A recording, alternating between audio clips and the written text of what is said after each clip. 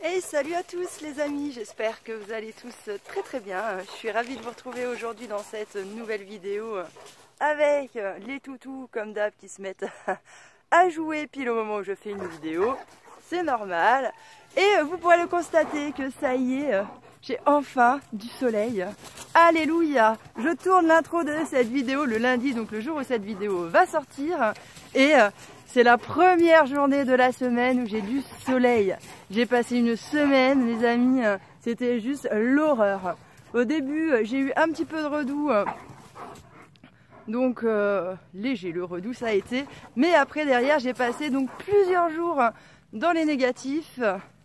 D'ailleurs, on peut voir que tout est bien gelé, tout est blanc chez moi, donc c'est vraiment le carnage. Il a fait très très froid, mais enfin, le soleil arrive, hein. Donc là, même s'il fait très froid, ben, au moins on a le petit réconfort d'avoir le soleil. Et enfin, ça va pouvoir charger au niveau énergie. Hein. Parce que franchement, cette année, c'est vraiment difficile au niveau de l'énergie. Je suis quand même pas mal obligée d'allumer le groupe électrogène parce que sinon... sinon, c'est le carnage. En plus, vous le savez, cette année, je cumule un peu les choses, étant donné que là, j'ai mon fils qui est 24 heures sur 24 à la maison puisqu'il est en stage. Donc ça fait quand même beaucoup plus d'énergie de consommer qu'à l'habituel, parce qu'à moi toute seule je consomme walou quoi en énergie. Honnêtement, vous le savez, si j'ai fait une installation aussi grande, c'est parce que mon fils consomme pas mal d'énergie. Et donc bon voilà, cette année c'est vraiment compliqué au niveau de l'énergie. J'allume pas mal le groupe électrogène quand même. Mais bon, il faut savoir aussi que j'arrive quand même maintenant, ça fait un peu plus de 3 ans maintenant que je commence à avoir les batteries. Et aussi, je suis quand même agréablement surprise. Hein, parce que, bon, il y en a pas mal qui disent au bout de 3 ans quand même, les batteries, c'est plus trop ça, quoi. Regardez mon petit jeunet tout gelé et tout, c'est trop beau, quoi. Je kiffe trop. Et en fin de compte, eh bien moi je trouve qu'elles tiennent encore pas mal la charge comparé au début. Elles n'ont pas énormément bougé. Après ce qu'il faut dire c'est que j'ai jamais fait de décharge profonde sur mes batteries. Je préfère allumer le groupe électrogène de façon à les conserver le maximum de temps. Donc moi je suis jamais... J'ai dû descendre si vous voulez, en 3 ans et quelques que je les ai mes batteries. J'ai dû descendre une seule fois vers les 50%, quoi, moitié de décharge. Sinon en fait je suis toujours au-dessus, je décharge rarement plus de 30% de ma batterie, donc il me reste toujours à peu près 70%. Dans les cas extrêmes, je vais jusqu'à 65%. Mais c'est tout quoi. Donc je pense que c'est ce qui fait que j'arrive à conserver mes batteries un petit peu aussi longtemps et que ouais, ça, je vois pas de différence significative au niveau du maintien et de l'énergie que je peux taper dedans en fin de compte la nuit qu'il y a 3 ans en arrière au tout début. Donc je trouve ça plutôt cool. Aussi les amis, je voulais revenir sur un petit détail sur l'heure de la sortie de ma vidéo. Alors je sais qu'il y en a un certain nombre d'entre vous qui ont été un petit peu choqués, interloqués, qu'on me demande en fin de compte de sortir ma vidéo un petit peu plus tôt. Et c'est assez marrant en fait de voir comment chaque personne en fait on réagit un petit peu différemment face à tout ça. Parce qu'en fin de compte, moi quand on m'a émis cette requête, si vous voulez, je me suis pas dit comme certains d'entre vous, ah mais c'est une honte que les gens te demandent ça, mais attends, ils croient que t'as que ça à faire, blablabli, blablabla. Enfin bref, ça a créé des émules un petit peu et franchement, moi je me suis dit, en fait je l'ai pas vu comme ça, quoi. Je l'ai pas senti comme une agression ni quoi que ce soit où les gens ils abusent et tout. Au contraire, moi je trouve ça super mignon en fait qu'il y ait des gens qui me disent ouais Vénus, moi j'aimerais bien que tu sortes ta vidéo un peu plus tôt parce qu'après j'ai pas le temps de la regarder. Et en fait je trouve ça mignon parce que ça veut dire que il y a des gens qui attendent la sortie de ma vidéo et franchement si je peux la décaler de quelques heures et la sortir 2 heures plus tôt et tout ça, franchement c'est avec grand plaisir que je le fais et sincèrement ça me gêne mais absolument pas du tout quoi. Donc voilà. Putain, presque 2 heures pour remplir une cuve à eau, quoi. Un truc de fou quand même. Il y a des fois, franchement, l'hiver avec le gel et tout ça, des trucs qui devraient prendre 2 minutes, ça prend 15 000 ans, quoi. Et là, j'ai cru que jamais j'allais m'en sortir pour transvaser mes cuves, quoi, d'une cuve à l'autre. J'ai un petit peu de redoux. Alors, vous allez rire quand je vais vous dire c'est quoi un petit peu de redoux. C'est-à-dire que la nuit, il fait que -3, -4. Et la journée, il fait entre 0 et 5. Donc, il fait chaud en ce moment. Mais bon, là, j'avais ces 2 jours là un petit peu de redoux et après, les nuits, ça va commencer à regeler très très fort et puis la journée a gelé pas mal aussi. Et le problème, en fait, eh bien, c'est que j'ai mes cuves transparentes, hein, comme ça là. Bah, elles finissent par geler. Hein. Donc il faut que j'en transvase un maximum d'eau dans ma cuve verte qui, elle, eh bien, ne gèle pas, ou enfin elle gèle pas pareil en fin de compte que les autres. Et celle-là, si vous voulez, comme la vanne, elle est au centre, quand ça va geler en fait, si vous voulez, tout autour de la cuve verte, mais le centre, lui, ne gèle pas. Et donc on a toujours accès à l'eau pendant l'hiver, même chez moi, avec les températures que j'ai, quoi. Donc franchement... j'ai envie de dire, si chez moi ça fonctionne un peu partout en France. Quoi. Ça, il n'y a pas de problème. Et donc là, bon, bah, ma cuve, elle était quand même relativement plate. Hein. Là, il doit me rester 1500 litres dedans. Et donc, je voulais profiter aujourd'hui de cette pseudo douceur, quoi, pour transvaser des cuves là-bas qui étaient pleines. Là, je vais en transvaser une dans celle-là et je vais en transvaser une autre, eh bien, dans la serre, bah, pour l'arroser, quoi. Et donc, je vous explique la petite histoire, quand même. J'ai cru que jamais j'allais y arriver. Franchement, ça m'a saoulée, cette histoire. Et vous ne le savez peut-être pas, mais je suis loin d'être une femme patiente. C'est vraiment la patience, c'est... Quand à la conception, en fait, moi, ils se sont dit, elle, on oublie. Elle n'en aura pas besoin, elle va faire autrement. Elle fera sans patience. Voilà. Donc, en vieillissant, si vous voulez, j'en ai un petit peu plus, mais c'est encore compliqué, quoi. Et donc, si vous voulez, ce tuyau vert, là, qui prend l'eau, donc qui y a dans la cuve, qui y a vers la caravane de mon fils, celle qui récupère la toiture, hein, d'ailleurs, et que je suis en train d'envaser dans ma cuve verte, donc il fallait bien mon petit tuyau vert, etc. Et donc la dernière fois, je pensais l'avoir quand même bien vidé, et apparemment, eh ben non. Ce qui fait que comme j'avais encore de l'eau à l'intérieur, eh bien ça a gelé. Donc quand j'allumais la pompe pour chasser l'eau, eh bien l'eau, impossible de sortir, c'était trop gelé, quoi. Bref, qu'à cela ne tienne, je me dis c'est pas grave, je remballe le tuyau, je le rentre dans la cuisine et je me dis voilà, je vais le laisser quelques heures là, ça va finir par dégeler. No problemo, je le rentre quelques heures, je le ressors, tout va bien, le truc il a dégelé, je me dis c'est nickel, je rallume la pompe.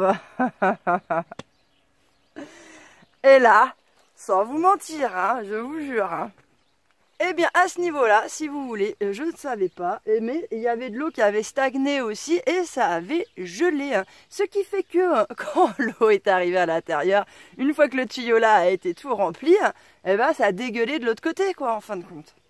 Bref, après avoir foutu 3 litrons d'eau chaude à l'intérieur, ça m'a fait partir toute la glace et je peux enfin, comme vous le constatez, remplir ma cuve verte, quoi.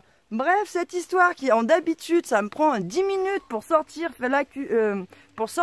la pompe, faire les raccordements, etc. Et bien là, ça fait presque 1 heure que je suis dessus, en train de bidouiller à droite, bidouiller à gauche, ici et là. Enfin bref, il y a des fois, c'est comme ça, quand ça veut pas, ça veut pas. Alors aussi, je voulais vous montrer, eh bien tout ça c'est des seaux de fientes de poule hein, que je ramasse, petit pougny, file de là. Et donc bah là, après quand j'ai mes 2 seaux qui sont pleins, eh bien je vais les jeter un petit peu partout au jardin. Et donc là, notamment en ce moment, je suis dans la serre. Alors en ce moment, ça me prend que 15 jours pour recharger en fin de compte ces seaux. Hein, pour la simple et bonne raison, c'est qu'on est en hiver et que bien évidemment l'hiver, eh bien les poules passent plus de temps dans le poulailler. Et encore pire en ce moment où on passe quasiment pas dans les positifs de la journée, quoi. Donc là, autant vous dire que quand c'est comme ça, qu'on a un ciel neigeux, il n'y a pas de soleil, il n'y a rien, et en plus de ça, on est dans les négatifs, les poules, elles zonent dans le poulailler, quoi. Elles sortent, elles viennent manger, picorer, 2-3 trucs que je leur mets, etc. Mais sinon, après, elles passent quand même pas mal leur vie dans le poulailler. Donc c'est une période pendant laquelle, l'hiver, eh bien, je ramasse plus de fientes de poules. Donc là, c'est pour ça qu'en 15 jours, les seaux vont être pleins.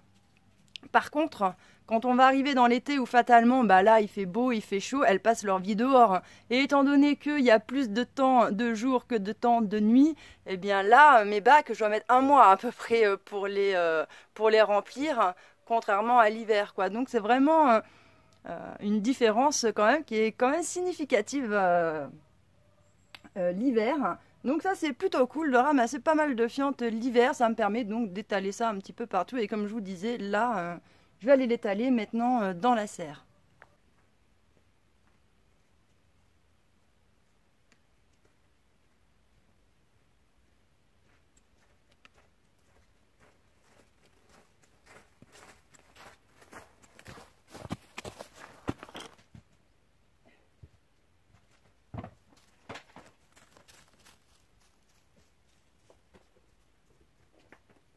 Bon alors je suis complètement aveuglée par la luminosité, mais là du coup je vais laisser mes petits bacs dans la serre bien dégelés, hein, parce que comme ils sont dehors, hein, pas très loin du poulailler, quand je vais récupérer les trucs, etc. Et bien, bien évidemment, vu le gel qu'il y a en ce moment, c'est tout gelé. Aujourd'hui quand il y a du soleil, eh bien je les mets dans la serre. Ça va bien chauffer, ça va me dégeler tout ça.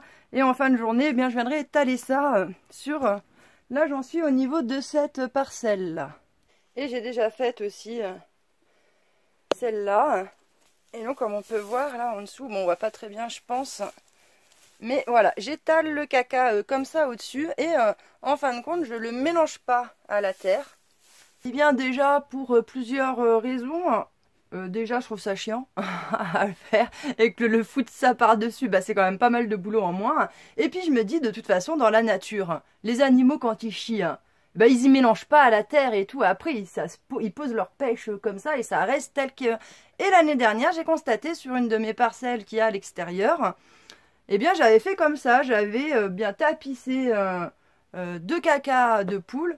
Et franchement, ça s'était fait tout seul, quoi. Tous les vers de terre étaient arrivés, ils m'avaient mélangé tout ça, etc. Donc en fin de compte, je vois pas pourquoi je me casserais la tête à le faire là, sachant que les vers de terre, etc. vont s'en occuper derrière.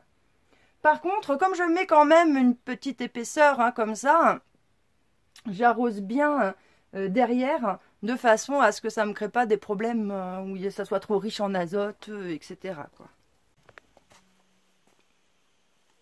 L'année dernière, donc je sais pas ce qui s'était passé, hein.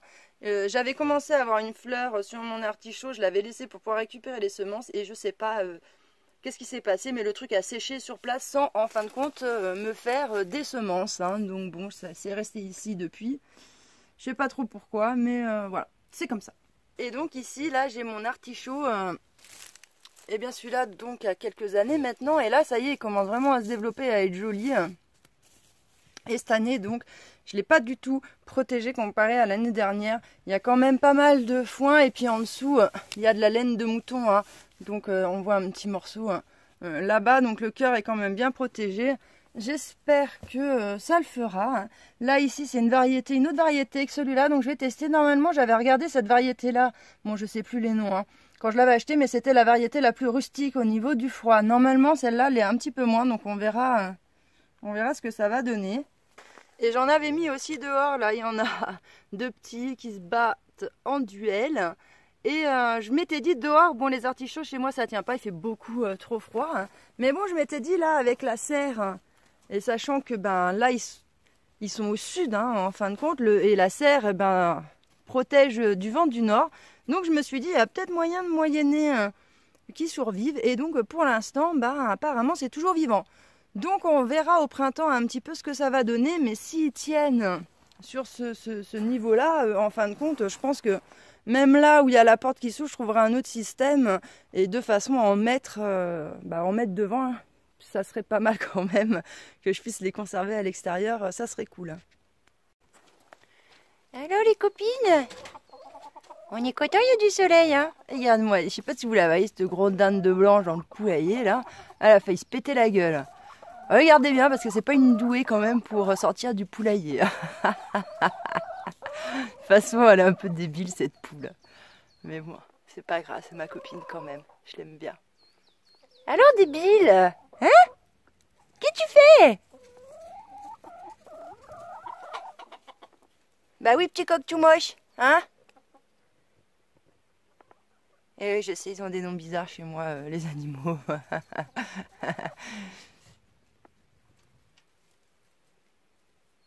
Bref, on va aller récupérer les œufs.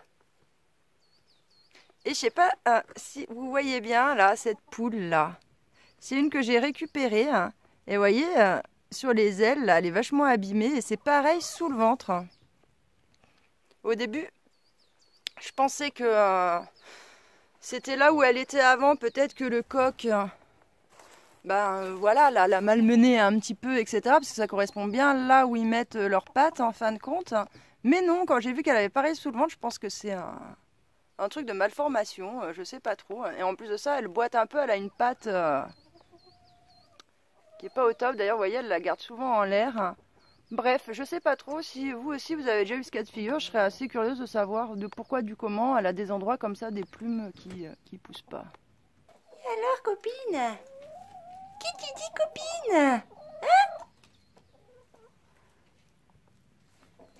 Comme vous pouvez voir, le poulailler, il va falloir que je le nettoie. Comme je sors de 3 jours de gel, là, ben, c'est pareil. Hein, quand ça gèle 24 heures sur 24, eh bien, le caca, il est gelé. Hein, donc, pour nettoyer le poulailler, ben, c'est un peu la misère, quoi. Sachant que moi, je fais ça un petit peu tous les jours, hein, le poulailler, ou tous les 2 jours quand j'ai pas eu le temps. Parce que sinon, c'est vite le carnage. Regardez-moi cette peureuse. Hein, t'es une peureuse, toi?